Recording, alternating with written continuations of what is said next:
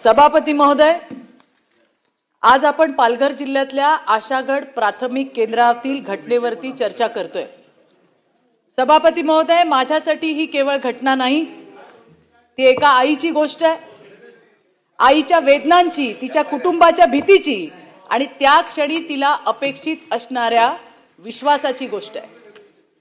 प्रसूतीचा क्षण सभापती महोदय हा स्त्रीच्या आयुष्यातला सगळ्यात नाजूक क्षण असतो।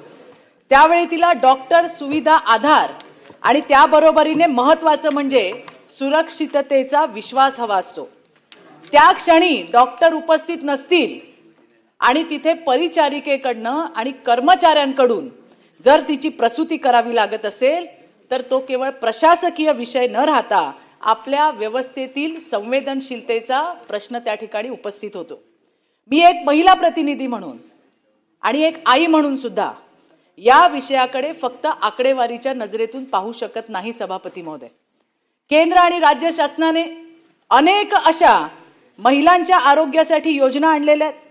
मग प्रधानमंत्री सुरक्षित मातृत्व असेल, जननी सुरक्षा, जननी शिशु सुरक्षा, प्रधानमंत्री मातृवंदन, अशा विविध योजना राज्य शासनाने 24/7 प्राथमिक आरोग्य केंद्र असे उपक्रम राबवलेत। याच्यामुळे संस्थात्मक इन्स्टिट्यूशनल डिलिव्हरी झाल्यात, त्याचं यश, माता मृत्यू दर कमी झालाय, यश नाकारता येणार नाही। पण तरी सभापती महोदय, जेव्हा आशागड सारखी घटना घडते, जेव्हा मेळघाटमध्ये एखाद्या बाईला रुग्णालयाच्या आवारामध्ये प्रसूती करावी लागते, ज्या वेळेला मोखाड्यात डॉक्टर उपस्थित नसल्याचं लक्षात येतं, दुर्गम भागामध्ये जोखमीच्या गर्भधारणेमध्ये त्या ठिकाणी तज्ञ डॉक्टर उपस्थित नसतात, तेव्हा जाणवतं योजना आहेत पण त्या यांच्यापर्यंत पोहोचत का नाहीयेत।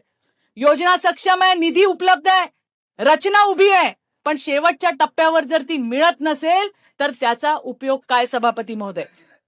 आणि म्हणून मला या ठिकाणी काही प्रश्न तर विचारायचेच आहेत, पण त्या बरोबरीनेच आरोग्य केंद्रांचं सखोल पुनरावलोकन होणं हे अत्यंत गरजेचं आहे।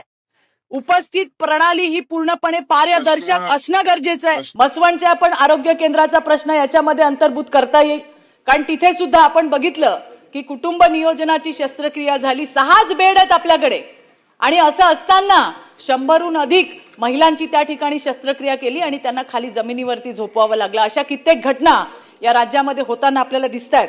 आणि म्हणून मी उत्तर वाचलंय जे मला मंत्री महोदयांकडून देण्यात आलंय की त्या ठिकाणी त्यांचं निलंबन झालंय, पण फक्त निलंबन करून प्रश्न सुटत नाही सभापती महोदय, आणि त्याच्यासाठी आपल्याला ठोस अशी कार्यवाही करणं अपेक्षित आहे। महाराष्ट्रातली कुठलीही माता, ती आदिवासी असो, ग्रामीण असो किंवा शहरी भागातली असो, तिला प्रसूतीच्या वेळेला असुरक्षित वाटता कामा नये, ही आपल्या सगळ्यांची जबाबदारी आहे। हा विषय विश्वासाचा आहे।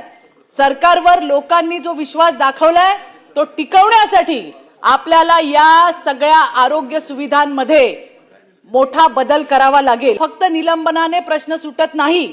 मला या संबंधित आरोग्य केंद्रामध्ये मंजूर पद किती आहेत आणि सध्या कार्यरत वैद्यकीय अधिकारी किती आहेत याचं उत्तर हवंय।